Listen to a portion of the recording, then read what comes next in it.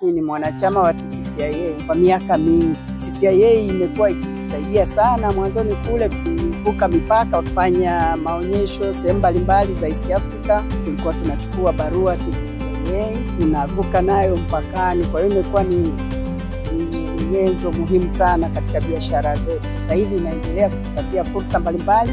Kama hapa kwenye haya maonyesho ya madini Geita, nimeshiriki chini ya mwavuli wa kwao. Tumeweza kupewa nafasi ya kuonyesha bidhaa zetu, kukutana na wajasiriamali kutoka sehemu mbalimbali, nchi mbalimbali. Mimi naona maonyesho ya mwaka huu yamekuwa makubwa sana na watu wameitikia mno. Wajasiriamali wengi wamekuja. Pia tunakutana na wajasiriamali wenzetu na kubadilishana mawazo.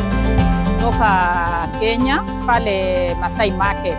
TCCIA imetusaidia, tulikuja tukapata banda, tukaonyesha pahali tutapanga mimi na wenzetu. Nashukuru sana kwa wao. Kutoka Kenya, Nairobi, Handicrafts. Maana nimekuja hapa kufanya networking, kukutana na Watanzania wanipe mawazo, kupanua akili zangu. Maonyesho haya nimeweza kuonana na wafanyabiashara wengi tofauti, makampuni mbalimbali. Kwa kuna bidhaa ambazo tunatumia kutengeneza bidhaa zetu, tumeweza kujua tunazipata wapi kiurahisi, tofauti na ninapokuwa peke yangu au ninapokuwa eneo moja.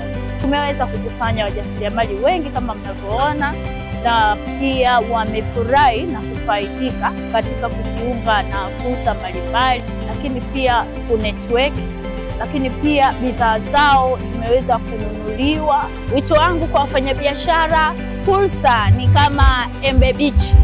Wakati wewe unasubiri liive, kuna wengine wanakula kwa kutumia chumvi. Kwa hiyo jifunze kuchangamkia fursa. Mimi wito wangu kwa wafanyabiashara ni kujiunga na TCCIA kwa ajili wao wana wigo mpana, wanayo ile nafasi ya kuona fursa mbalimbali na maeneo mbalimbali ambayo mtu anaweza akafanya biashara zake zikakua, zikasonga mbele. Hii ni fursa ya kipekee, hii ni fursa kubwa ambayo imetengenezwa na TCCIA ambao wametusaidia kufika sehemu ambayo sisi wenyewe hatukujua kama tungeweza kufika mahali hapa. Na washauri wajiunge na wasichelewe.